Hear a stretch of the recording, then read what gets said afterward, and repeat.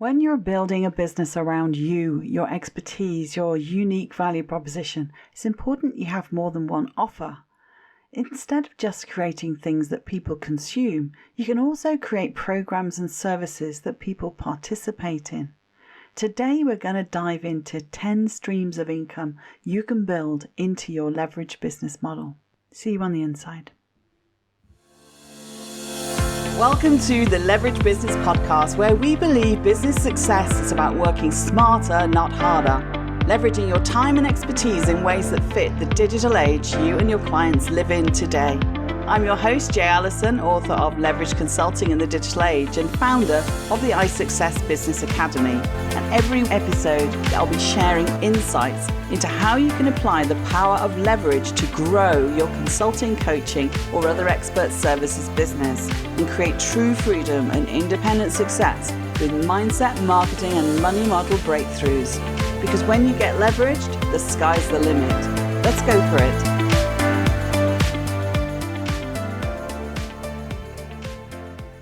Hello, how are you doing there? Wherever you are in the world, I hope you're doing well. It's a challenging world we're living in right now, for sure, full of twists and turns, no matter which country you're based in, right?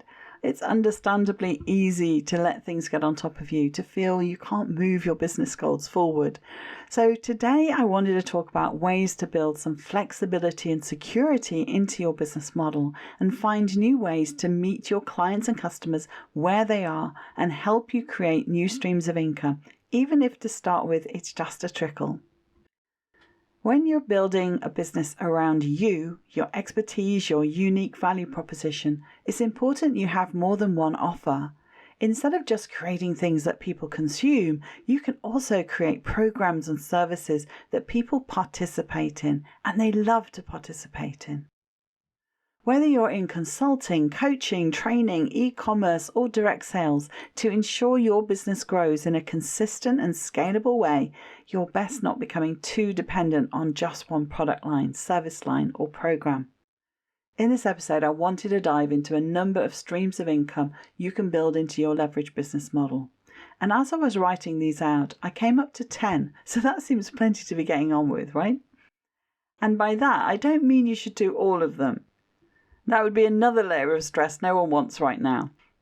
Let me start by saying it's not about the money. The money. It's not about the money. You want to feel fulfilled, and that's why you do what you do.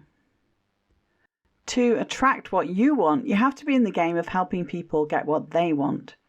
And while you build multiple streams of income, your business allows you choice and flexibility for yourself as well as for your customers and business partners.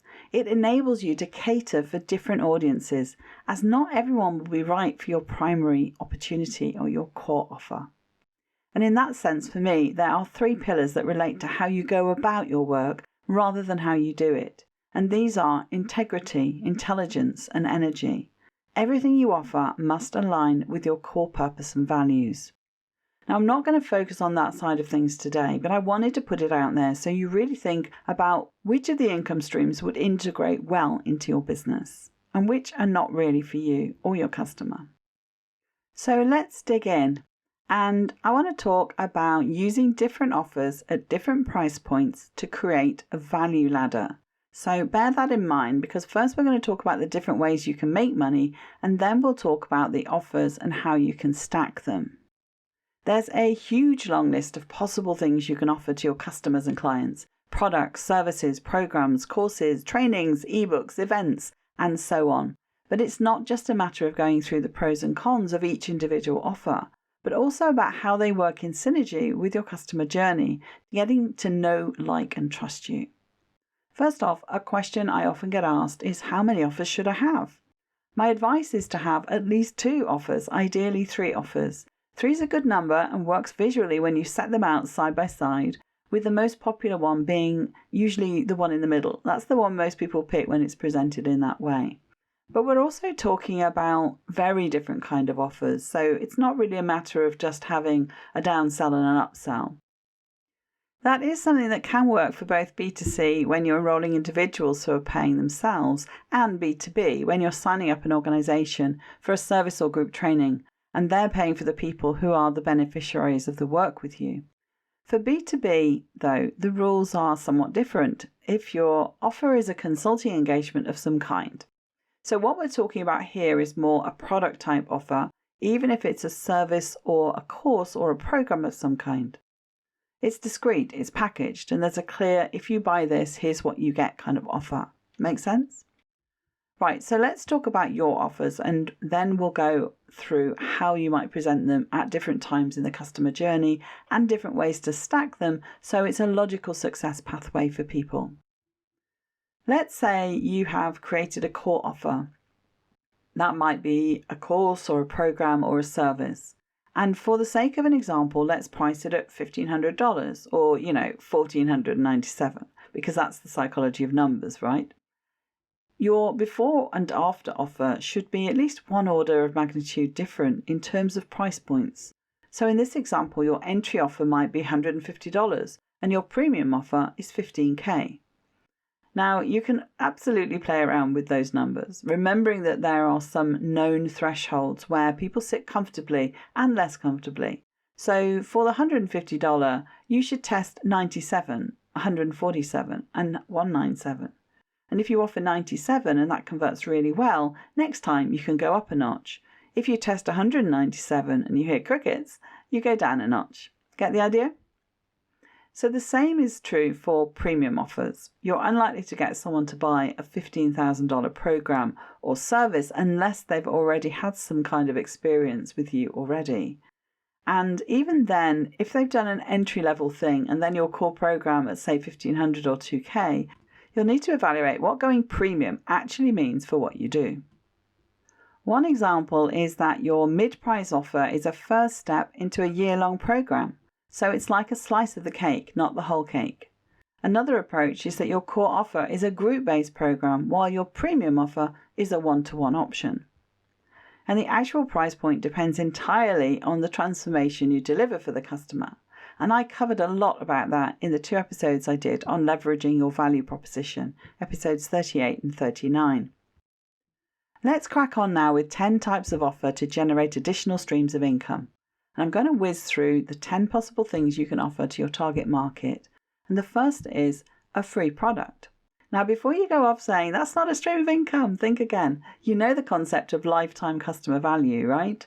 And the fact that offering something for free on the front end can increase your ability to get people to buy your offer on the back end.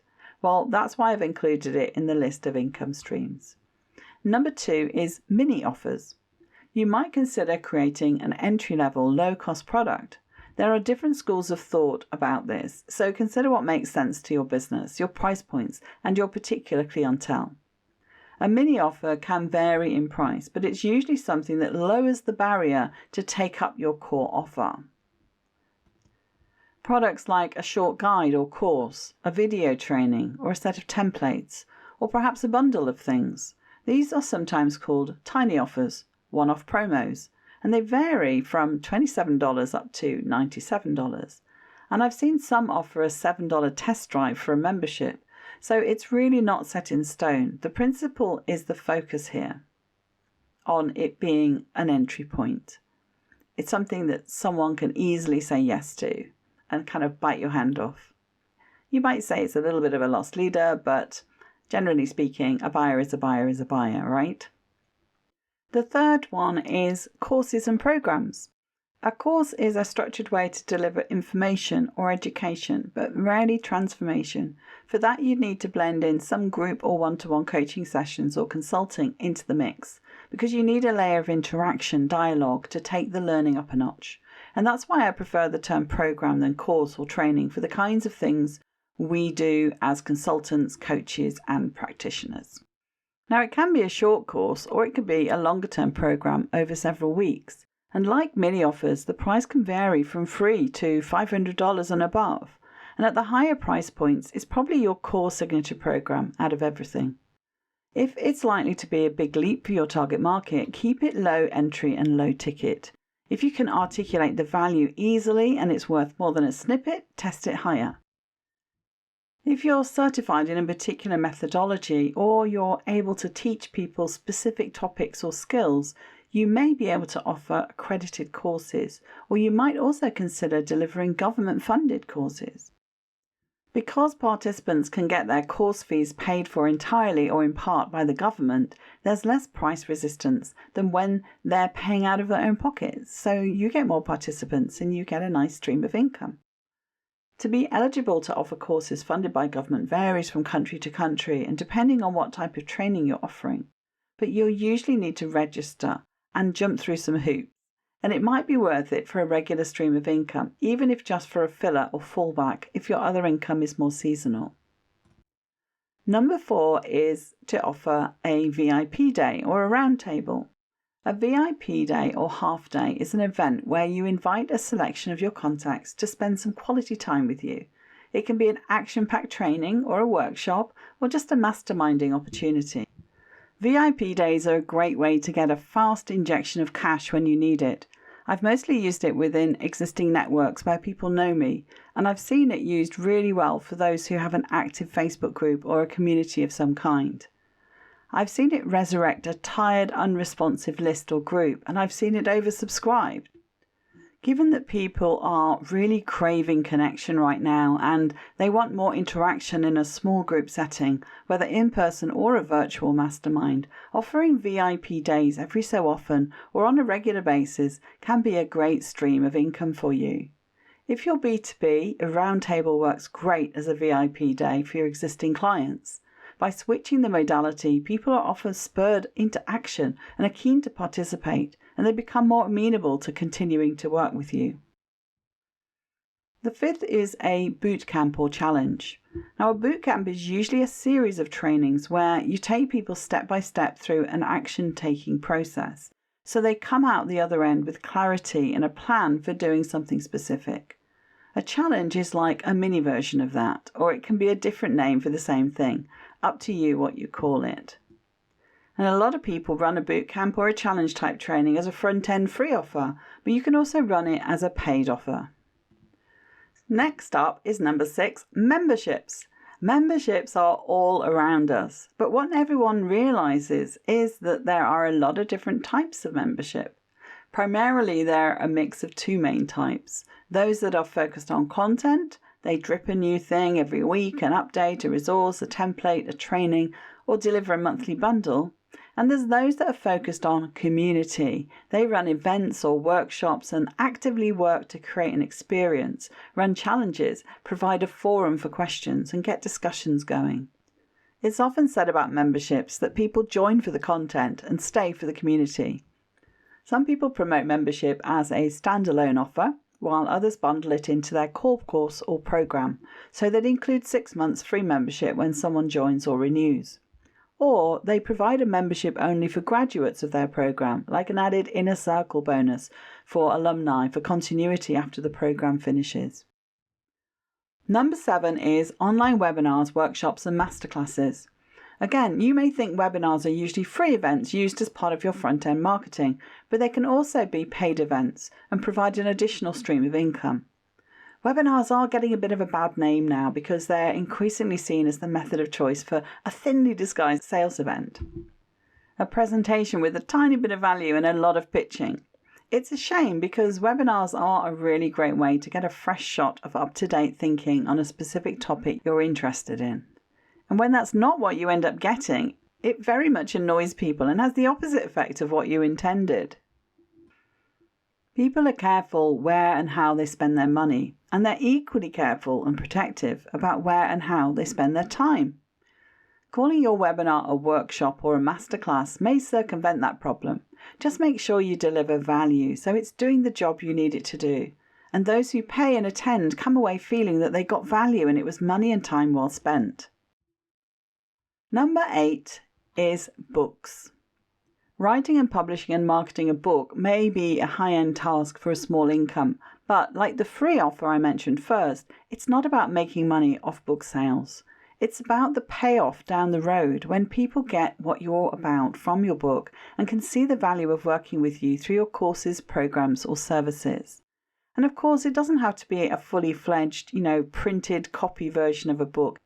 It can actually be an ebook, And in fact, if you don't go down the Amazon route, you can sell the book free plus shipping, or you can ask for $27 and turn it into a mini offer. Number 9 on our list is done-for-you services. Now, this isn't the most leveraged way to earn a living, but agency services can be quite a nice little earner. When I stopped my wellness business back in 2010, I sold 20 articles to a health coach for £10,000.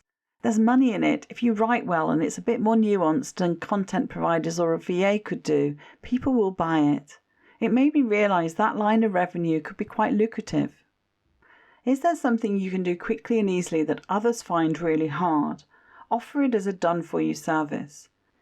If there are people offering these same services, how could you differentiate on quality, speed, or some level of quirkiness or innovation? In my consulting business, we've been able to offer all kinds of things for our existing clients, from article writing, data analysis, evaluations, to book formatting, audio editing, sales letters, and graphic design. And here we are already at number 10, and that is affiliate products. There are literally thousands of tools and products and courses that you can become an affiliate of, and then recommend these to your target market. A lot of people shy away from doing this. The same reason they find it hard to ask for any sale. They find it embarrassing. Some people will cover it up that they earn commission on recommending things, while others are totally open about it. My take is to be transparent and recommend in full service to the customers. It doesn't mean that you have to give an unbiased view. We all have our preferred tools, products, and services, don't we? So if people trust you and understand you're recommending something in full integrity and with their best interest at heart, it's perfectly fine to earn a little commission if they buy something from your affiliate link. You were the one who brought it to them, right? You didn't hold them at knife point or go about it in a sneezy way. You did it because it might be of interest. I do this on my business tools page in my website, and I do it on Amazon products. I do it on a few product launches, rarely, but some people's stuff I really like or I've bought from them myself. So why wouldn't I share that with people? We live in a world of celebrity and product influencers, and I think we shirk away because we don't want to be like them, right? So just do it in integrity and be honest about why you recommend something and let the other person decide. So that is 10 additional streams of income. I'm sure there are actually a ton of other things too. Which would make sense for you? I'd like to turn now to the topic of marketing plans that attract your audience. Because it's all well and good having a multitude of offers, but you still need to get them in front of an audience. So I'm going to finish this episode talking about how to attract your target market. Otherwise, it's all a bit pointless, isn't it? First, if you have an existing client or customer base, you can offer them the thing that makes the next logical sense for them. So here's a few examples. If they're already a B2B consulting client, you could offer an event where they get to meet each other and get more value from the collective minds of the group. So from the list of 10, you could offer number 3, 4, 7 and or 9, a course, a VIP day or masterclass, or a done-for-you service. And if they're a warm B2C audience, you might do something similar. And if they're fairly new to you, just joined your list or started to engage with you on social media, you're going to want to test out their appetite with a lower end offer. So number 2, 3 or 10, a mini offer, a challenge or bootcamp, and a relevant tool that you're an affiliate for. And obviously, if they're not yet leads, get them on your list with number 1, a free giveaway. In any of these examples, remember to think about what's relevant and timely for them based on what you know about the market and where they are in the customer journey. You may need to educate people on why something is important, help them see what's currently perhaps in a blind spot for the problem they have.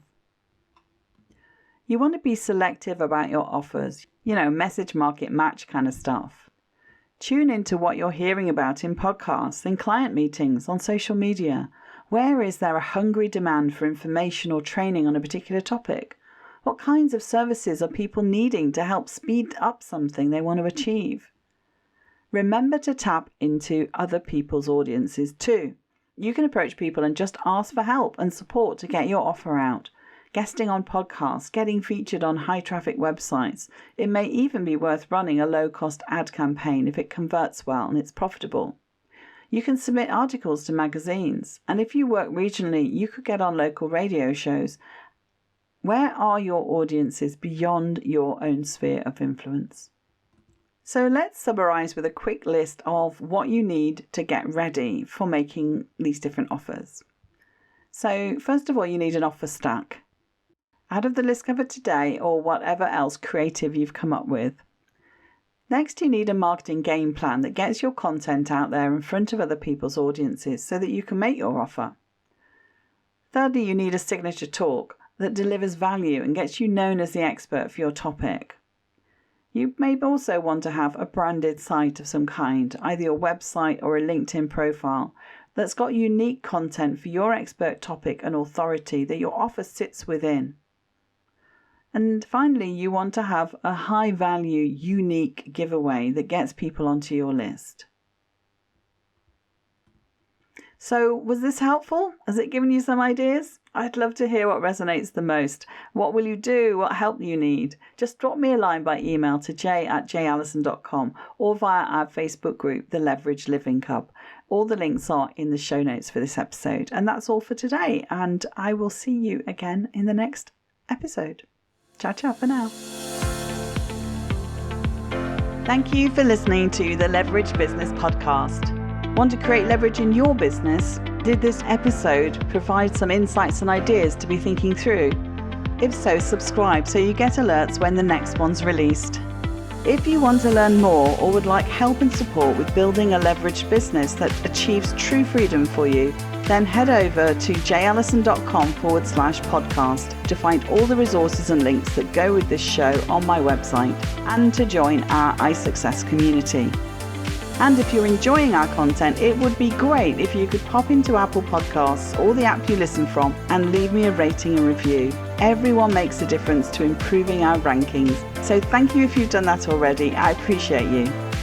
So hey, that's it. Thank you for listening. I hope you've loved this episode and have some great takeaways to be thinking through. I wish you a pleasant, productive and profitable week, and I'll see you again next time for another episode of the Leverage Business Podcast.